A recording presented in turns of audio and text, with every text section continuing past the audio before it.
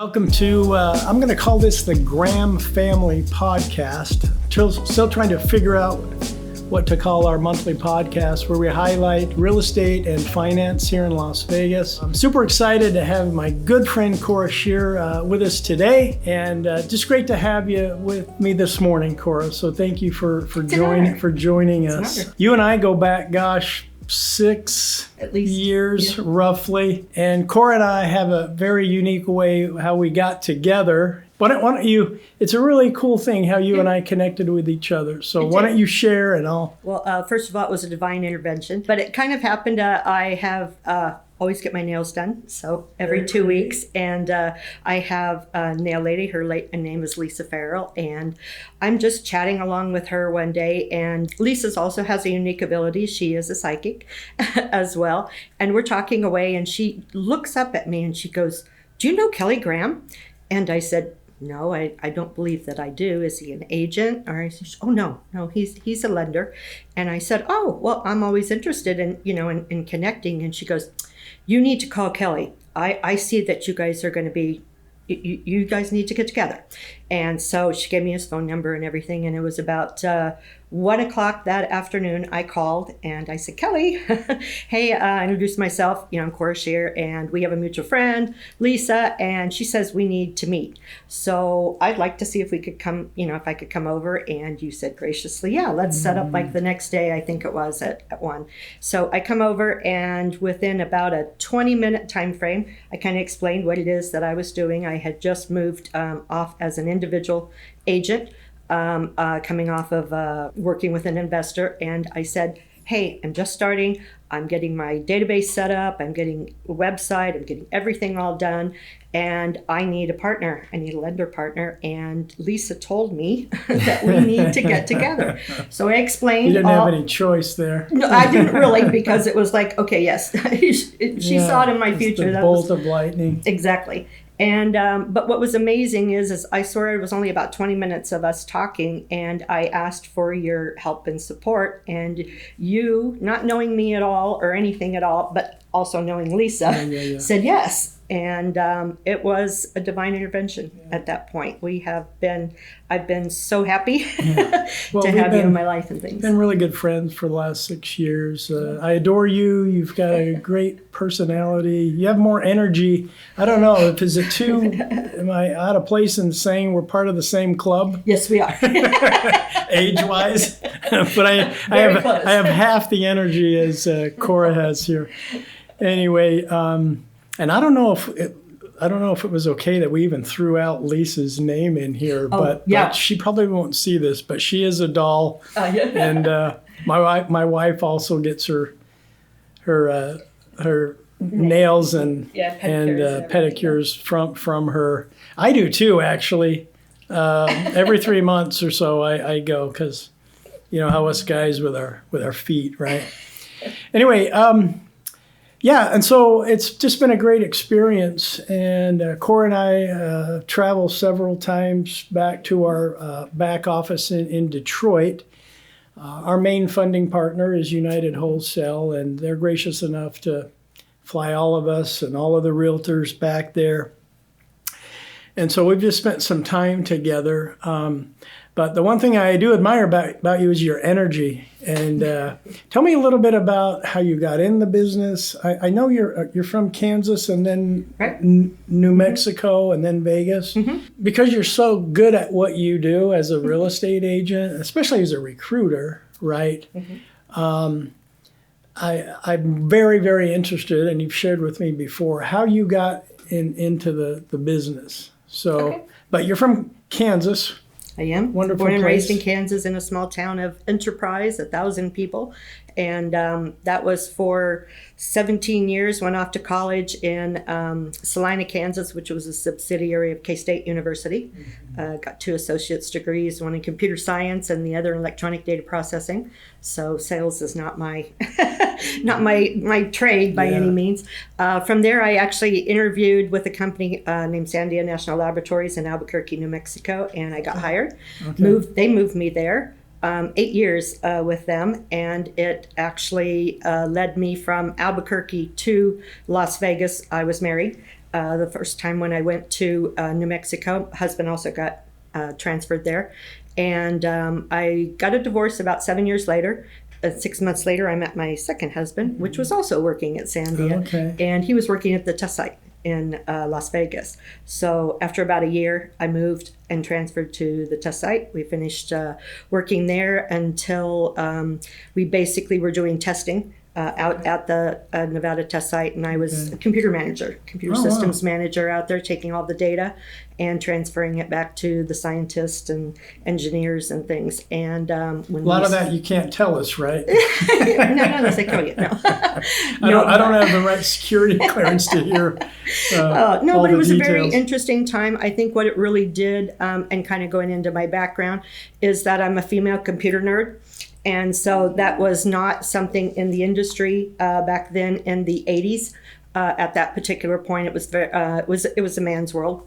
And I was like, even in my group that I was there was 50 people, one woman, 49 men. And so I think the way for me to be able to go in to express to people how I would teach computers and or how we would, get the data and interact with them, I went into teacher mode.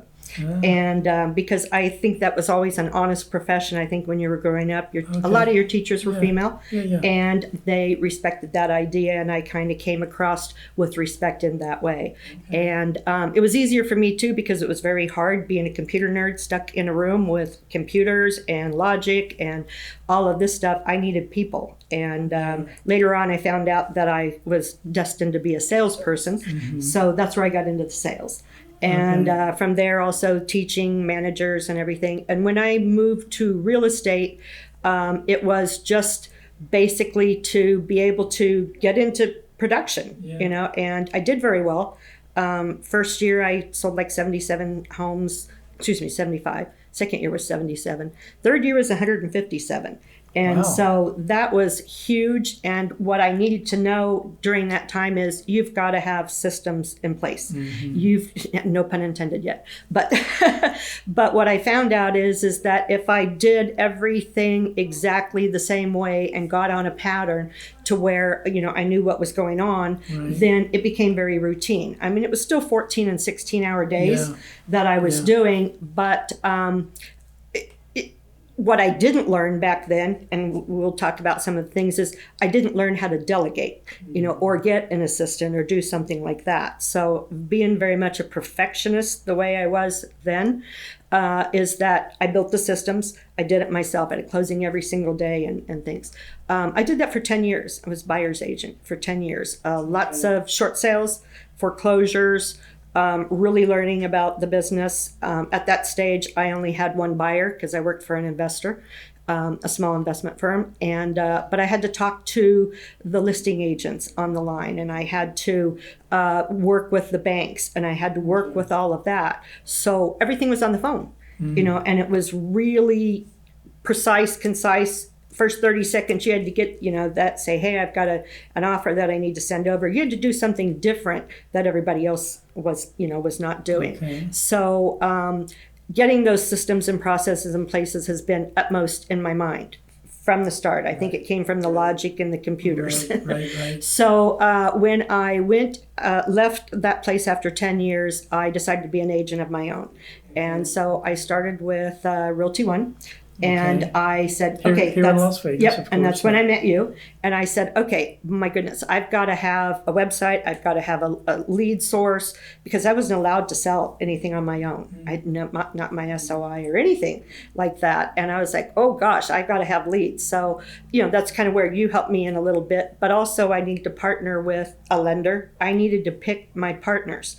So fast forward a little bit with that, when I had a chance to learn about a company called Place.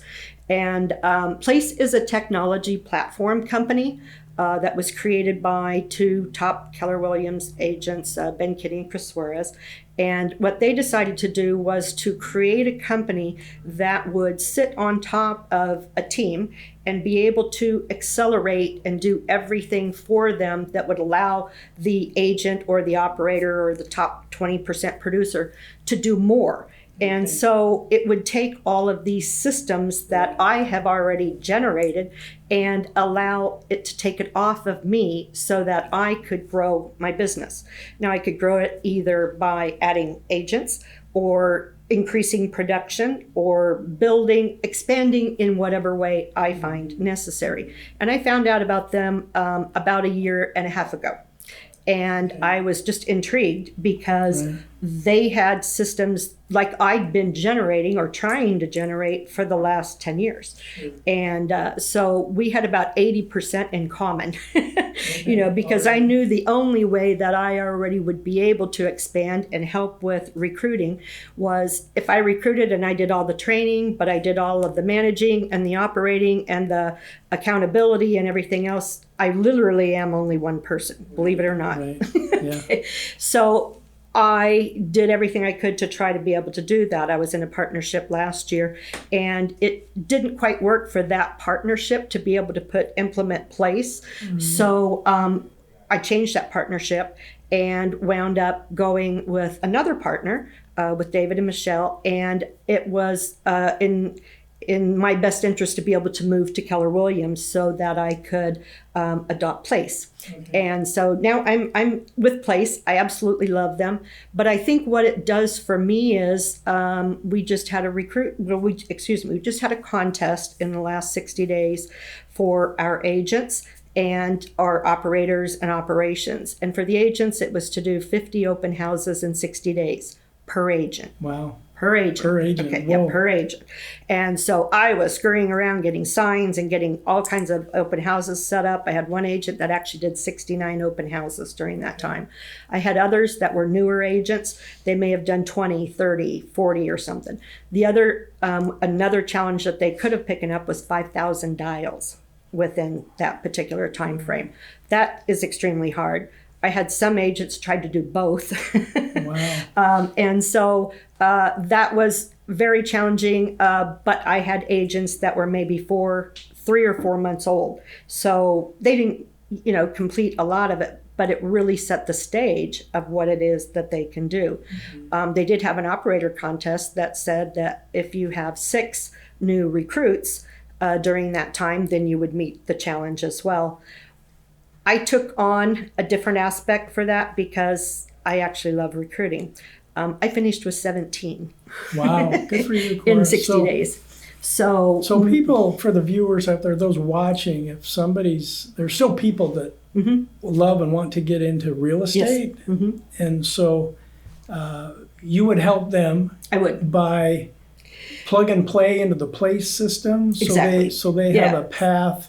First thing that we do is we kind of interview so that I can give them some guidelines of what it is that I'm looking for. And so for Place with it, since it's just such a dedicated playbook of exactly this is kind of what you can do, literally if you plug into it, and do everything there, use all the tools, use all the presentations and everything. Yeah, it can take you what a normal agent would take from 1 to 2 years to learn. Okay. We can do that in about 3 months.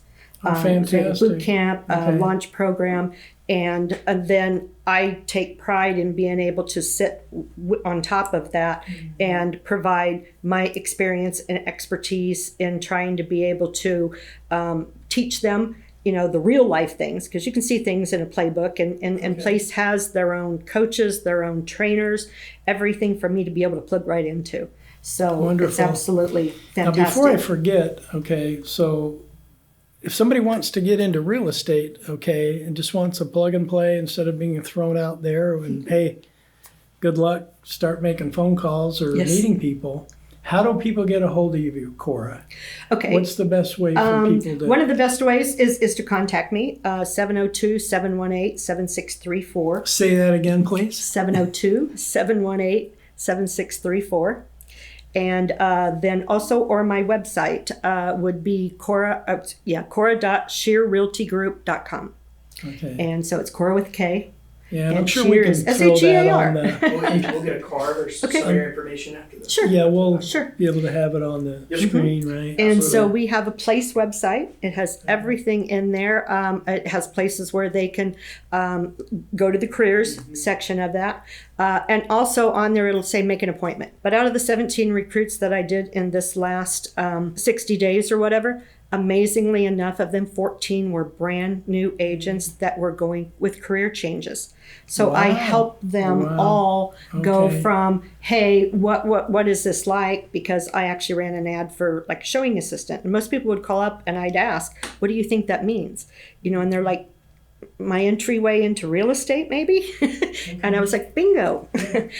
Tell me about that. What do you want to be able to do? And usually give them enough excitement or information to be able to make an informed decision as to whether or not they want to come in and see. Because it's not easy Right. to do it. You have to do a lot of commitment. So I spend that time initially with them, giving them an overview of what can happen. And then after that, they need to come in and see me for at least another hour in my office, seeing the operation and seeing what's going on. Because that's when we kind of need a commitment. Because I'm looking for a partner. I'm not looking for necessarily a manager agent position. We're going to be working together on these things here. And I've got some of the best tools. I do have the best tools. Yeah, I know wonderful. that in my heart. Yeah, I'm kind of Yeah. glad the path of our conversation went that way, because that is your passion, is recruiting and training. Yes. And so make sure we want people to connect with Kora, Yeah. especially if you're a newer agent or are interested in real estate and getting your real estate license. Yep. Okay. Yep. I can And handle all it of isn't that for you and everybody. everything. Okay. Right. And I it's know not. the way you treat people, you're very genuine, that you could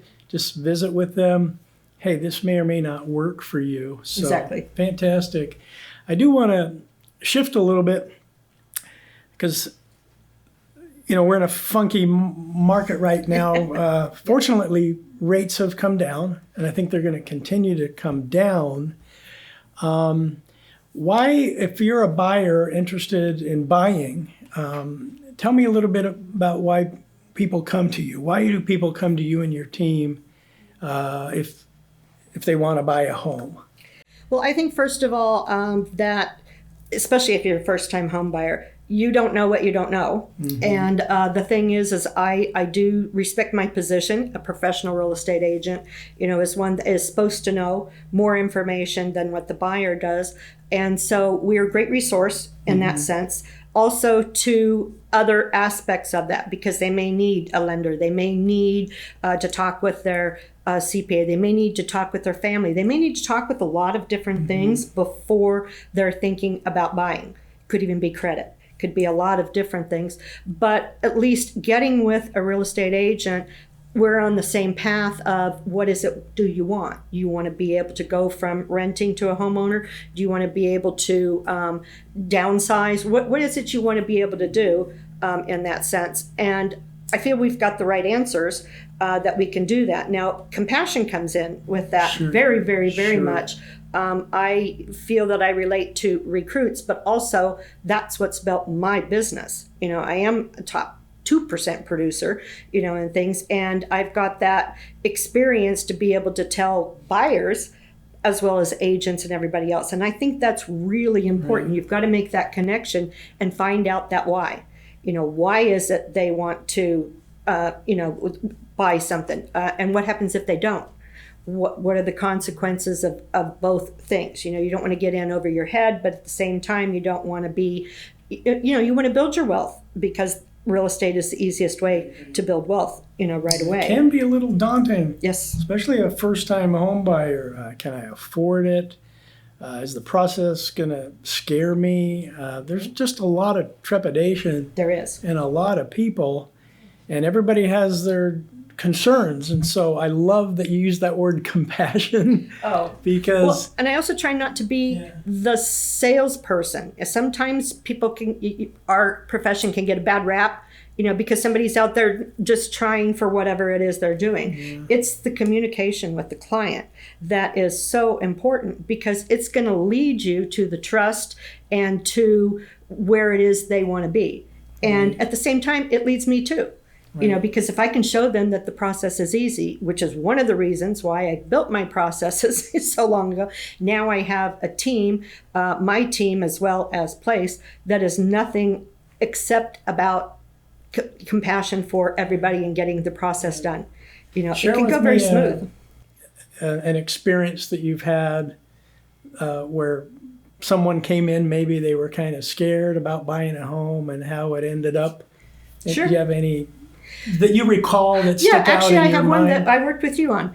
I had some clients from Reno, and they were getting ready to sell all of their assets. In fact, they were in their 70s, and they were selling some property in Alaska and their property in Reno, and they had looked me up on the website and actually chose me because I was certified as 55 plus, which is important because I know the needs, you know, of people there. I have a lot of designations. In fact, I think I have like 10 different designations when I had in the insurance as well as here. It's important. It's important for me to know that I have experience and expertise in certain areas.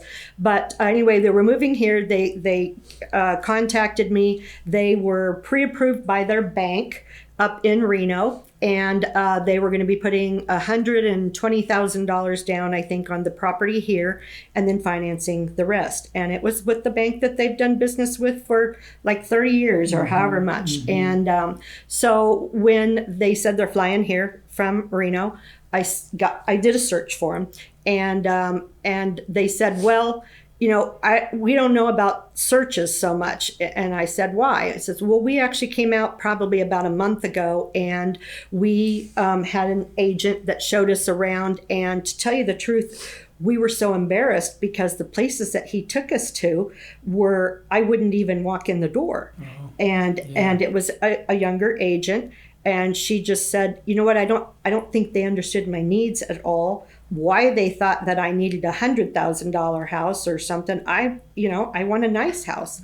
And so anyway, I said, let me do it differently for you. We'll do it differently. I'll give you the search. We'll look at things first. When you get ready to come down here, we'll have 6 or 7 that we're going to go look at. So we did. They favorited 6 or 7, came down here, and we started out. And they fell in love with a home in a 55 plus community. Okay. Person before had never even taken him. I took him to Sun City Summerlin and Aliante and Ardiante and all this. They fell in love, absolutely fell in love with this house. And the thing was, I took him to lunch, and I was talking with them and about, you know, hey, do we know if we have the best rate and everything here with this? I'd really like you to talk with my lender because he gives great advice as to maybe where you're at right now with that particular bank or if there's something better. And as we got through chatting, the gentleman mentioned something about, we were talking about where they were from. And he's like, yeah, when I was real young and things, you know, I was in the military and things. And my ears perked up.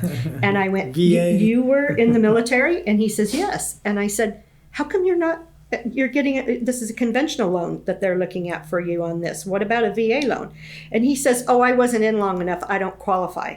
And I went, oh, sir, let me get my lender on the phone real quick here. And sure enough, I called, you checked, and they were eligible. And we wound up, of course, getting them in that same house with 0 down on the VA, and they saved $120,000 out of their 401ks and all of their things for that. And great rate, and absolutely happy. They loved you as far as the service, but they loved the service that I provided too, because I told them, I said, I'm with you every step of the way on this. Whether it's showing, whether it's making the offers, you're involved in everything. And it's just wonderful. I thought that was one of my best savings. I was just like, I felt so proud. No, and I appreciate a lot of, might be a shameless plug for Merit Lending, my company here, but we do try to provide better terms for buyers. And I've noticed over the years, a lot of real estate agents don't really care about the terms that a buyer gets.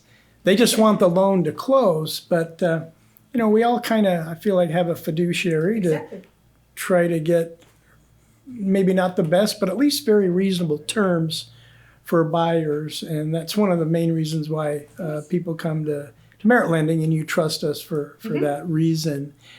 Fantastic. I'm going to bring a little humor into this here, but describe a real funky or funny, if you have one, a memory about a purchase transaction or a listing or something that perhaps was going to go sideways or it ended up being any odd or strange, funny. Well, I wouldn't say it's necessarily funny, but because things like that happen. And again, it involved you as well, because I had an agent on my team that last year had brought in their own lender, and which is fine. I have no problem with that. I always offer, by all means, if they want to be able to, just chat about things. Sometimes they just even want a second opinion, But this one did not, absolutely did not. And so we went ahead, we made the offer, we got it accepted, and literally 3 weeks into, it was 30-day close. 3 weeks into it, I get a call because I'd been getting back with the lender saying, hey, I need approval. We need to get ready and do this. What about the appraisal? All of that. And it was like 5:30 at night. He leaves a message on my voicemail that says, Kora, we're really sorry to say that we're not able to continue with this. What we thought might have happened throughout this process actually did happen, and the people are not going to wind up qualifying.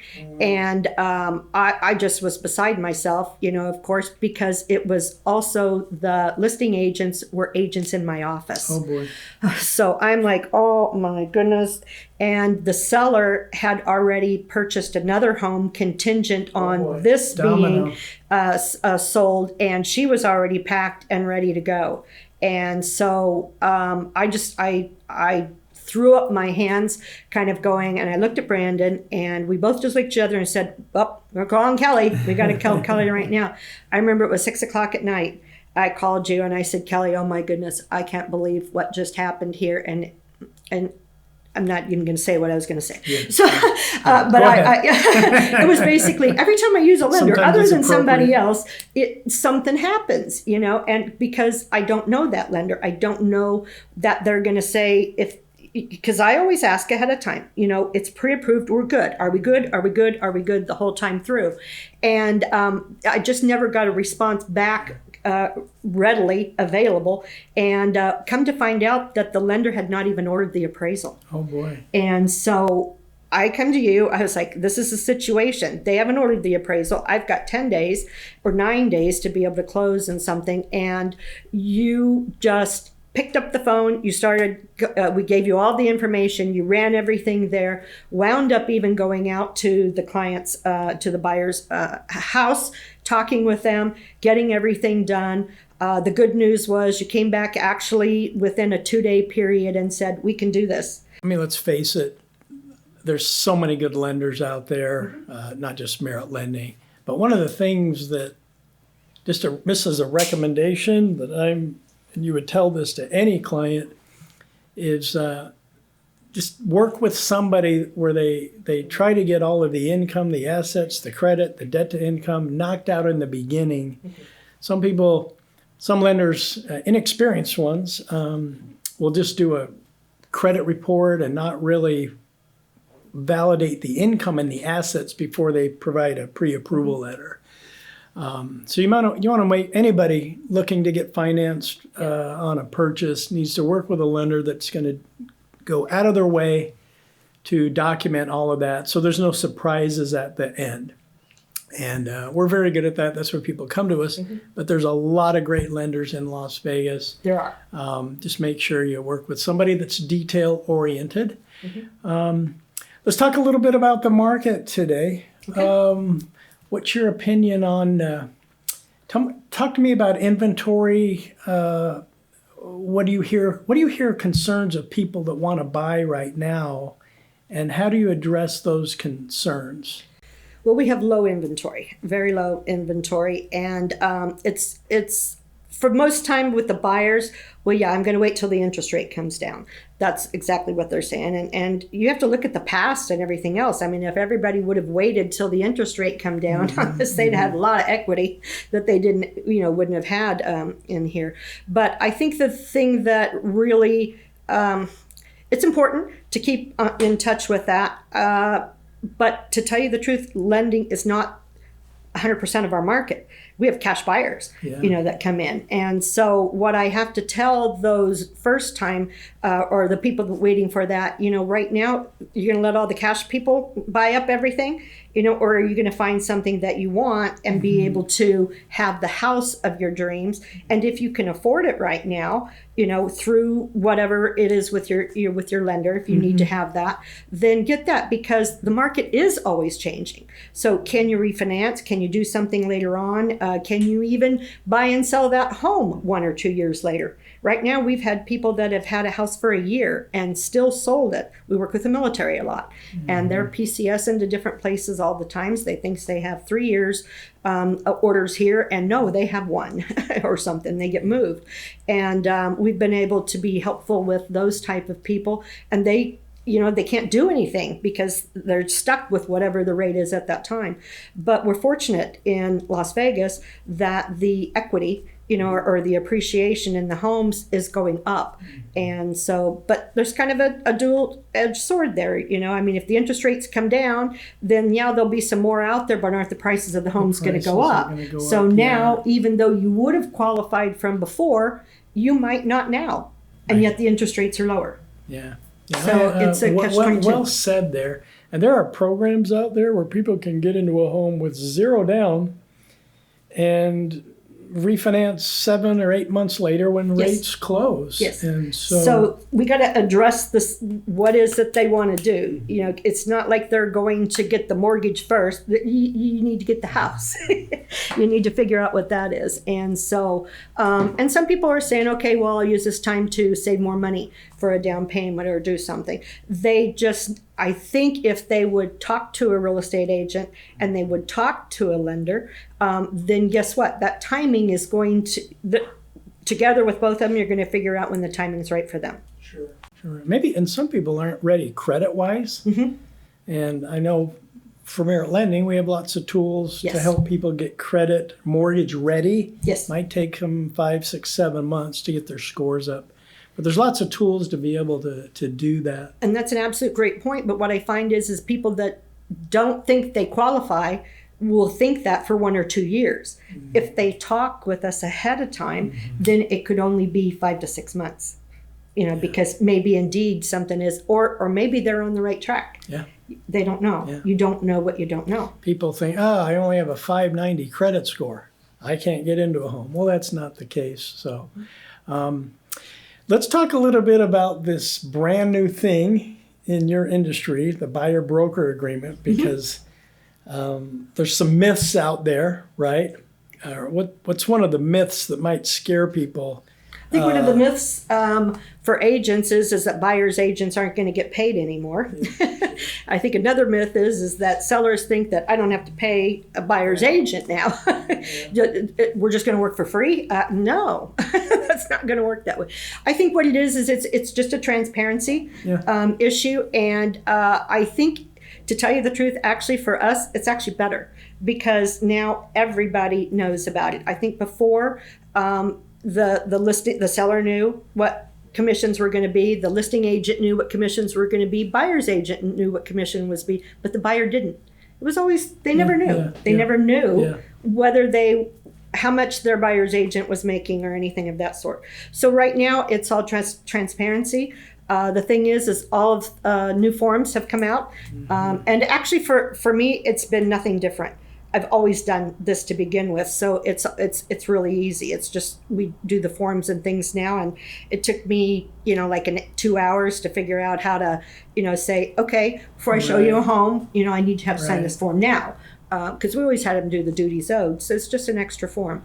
And we just explained to them. NAR's just come out with some nice little consumer one-page guides that says to the buyer, why do I have to sign this up front? And it explains. due to the settlements and everything here, we just want full transparency up front, and everybody knows then what's going to do. For me, it helps me out a lot too, because if I know where the commissions are going to be paid and things, it's all now done in the negotiation stage of it. It's not in the MLS, it's not in anything of that sort, but it gives full freedom for an offer. When I write an offer in, it states how much we want. That's been agreed with the buyer. They already know. And so we come across with a value proposition. I know that I do a good job for my clients. I have a great team, and we do a lot of work for them.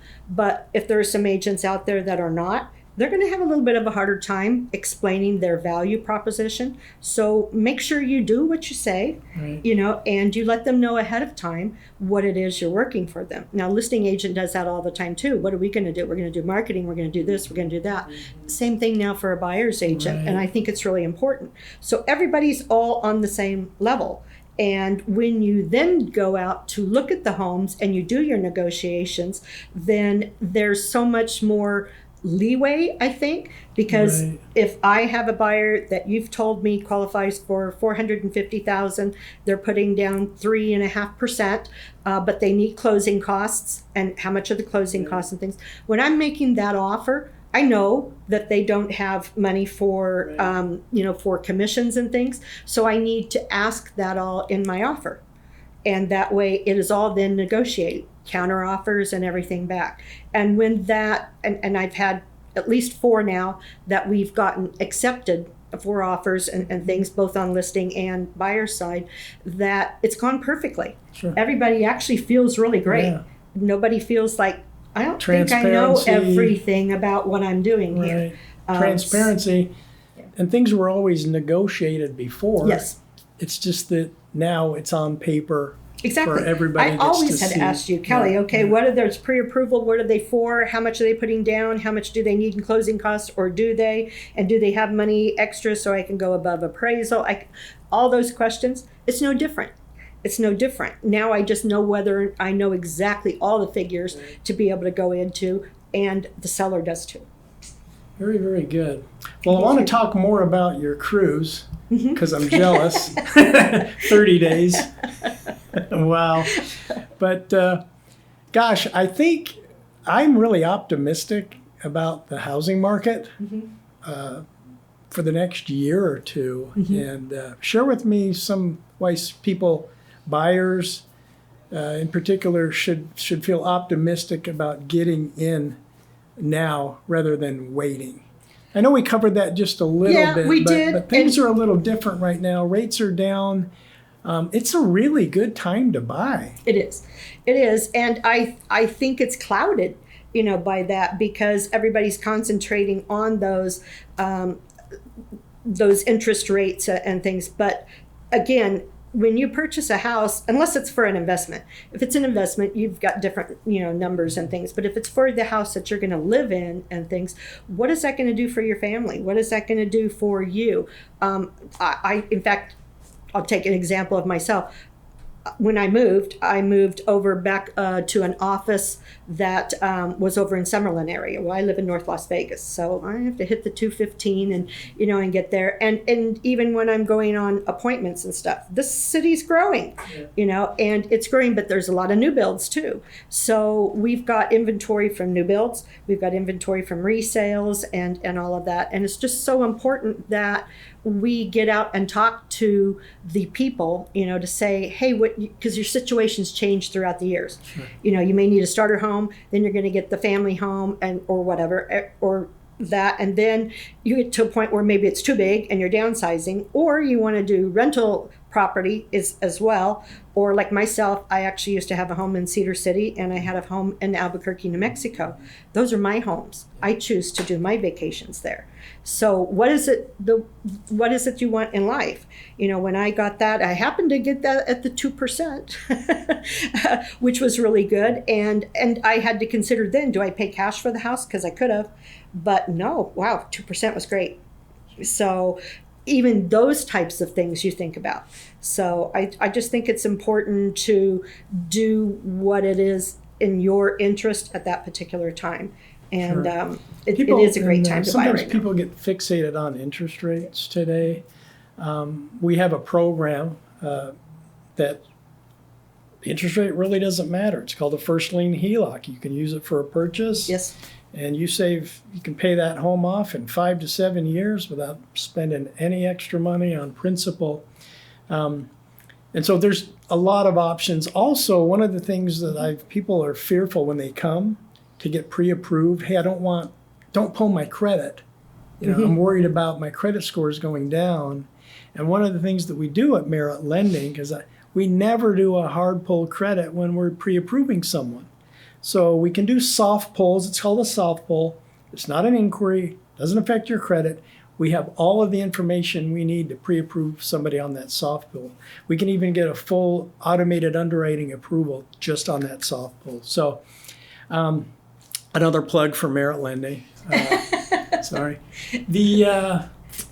Let's see what else. But I use that pull with my clients as well. Okay, great. And not necessarily, just in general. People are fearful that if they contact a real estate agent, they're going to sell them something, right? Yeah. If they contact a lender, oh yeah, you're going to get me into something that I can't do. They need to come to us as people with honest opinions, and that's what I like to try to do. Just come talk with me. Tell me what your ideas are and things, and we can then help, Right. because they may have a lot of equity in their house. Right. Oh, your house is paid off and you want to do, okay. So what we'll do is we'll talk to a lender and just get some questions answered, because they have all kinds of programs and we sort of have all kinds of programs and houses and things that we can get you into. So Well, it's just I expertise. highly recommend anybody, if you want to list your home, no, seriously, or you're a buyer, you're just very genuine, and I just love your demeanor, and you're I just think that's why we get very, along very so good. honest. And if somebody's not ready, they're not going to get pressured, okay? And we're here to give people information. If you want to buy a home, most of it, you hit it right on the head, Kora, most of the wealth in this country is in home equity. 65% of the wealth in this country is in home equity.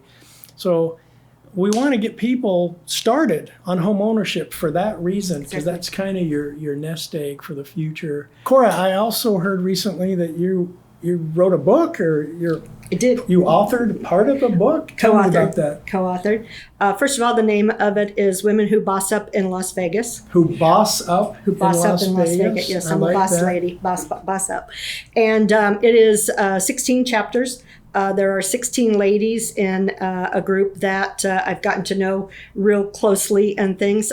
This particular book had about all different professions. I happen to be the only real estate one in there, and I was really honored to do that. It was from one of my women networking groups, and a publisher was in there. And since then, we've done several other books and things, not that I'm necessarily in it, but there's Women Who Boss Up 2.0 and some others. Okay. But what it was is it started off with podcasts just like this. And what we did was an interview for about an hour and a half. And Tam is my publisher. And she basically asked me just to interview what challenges and things that I had as being a woman, entrepreneur, business owner, starting from like all that, what are the trials and tribulations and things that I did. So it kind of talked about, as I mentioned earlier in this, is that I started off in computers, computer engineering technician and systems management for 7 years. Then I went off. I was travel agent for like 2 years. Then I went into insurance and financial services for 19 years. I started off as an agent, very successful agent for 3 years, then into sales management, and then general management, regional management, and recruiting. And that was where I did a lot of my recruiting from and sales. I was a very top producer at Prudential Insurance. I was like 499 out of 22,000 agents my first year. And so I'm used to that type of production. I did the same thing in real estate, very high level there. But when I recruit, which I found out that I absolutely love, probably over 250 insurance agents during that, and managing offices of 75. And then when I get into real estate, guess what? Next thing I do here, now I'm recruiting and team building. I guess that's what I do, and so that was kind of my story of all the way through, different health issues, different other types of things of moving around, and I had a divorce through there, and just team building and things. I've built like 8 different sets of teams, and how each time you come back and it's a little bit better and brighter, and you learn the different things that you do. But that's been a challenge from 19 to now 63. And I think one of the plugs in there I was 61 at the time, is that I'm 61 years old, and instead of thinking of retirement, I'm building an empire. Yeah, there you go. Well, we're both 63. Okay, we're both 63 no secrets there. So I know your wheelhouse, you love to recruit. So if somebody viewing this who's thinking about getting into real estate, just a quick summary of what you might, what would you say to somebody who's thinking about getting into real estate? I think what I do first of all is I find out a little bit about what it is their, and I'm just going to say morals. You need to know work ethic, vision of what it is they see them doing. A lot of people don't know. 5 years, I don't know what I want to do or whatever. So I think it takes a little bit of planning in a certain sense, but it's a very wonderful profession in the fact that you're an entrepreneur, you get to pick your hours, you get to do those things, but you also have to have the right to be able to do that. It's hard work in the beginning, and it's not a 9 to 5. It's not hourly pay. It is paid for performance, that I believe, definitely. And I would probably not go back to a salary type of job, because I was always one that tried to do out of the box and do the extra things and be rewarded for the time that I got to do things and the people that I got to see, and be with. So first of all, I'd kind of go through that a little bit. And then if they are interested, obviously, in that, you've got to go in and get a school. You've got to get 120 hours of that. You have to pass a national and you have to pass a state exam. You have to wait 6 to 8 weeks for your license to come in. You definitely need to get with somebody that is going to help train you and is going to guide you. Unless you are a 99% starter on this, you just don't know what you don't know. And you've got sales. You've got the playbook. I do. You've got the playbook. So, and I don't know. I think one gift that I feel that I have is I try to see talent in somebody that somebody else doesn't see, and you can pretty much tell whether or not a person by their personality and, in most cases, be able to understand if they're going to be good in what aspect. Now, there's not just always the realtor aspect of being a realtor.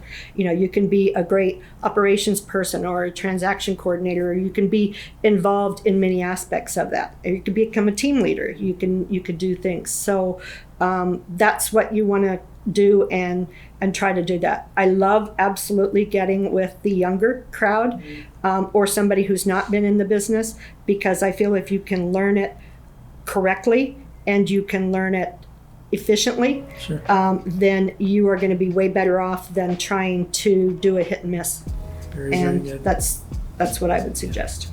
Well, you've done really well. Thank you. And I wish you nothing but the best moving forward with you and your team. I'm very delighted that I got to spend this time with you this morning, and love you. Thanks very much. See you soon. Okay.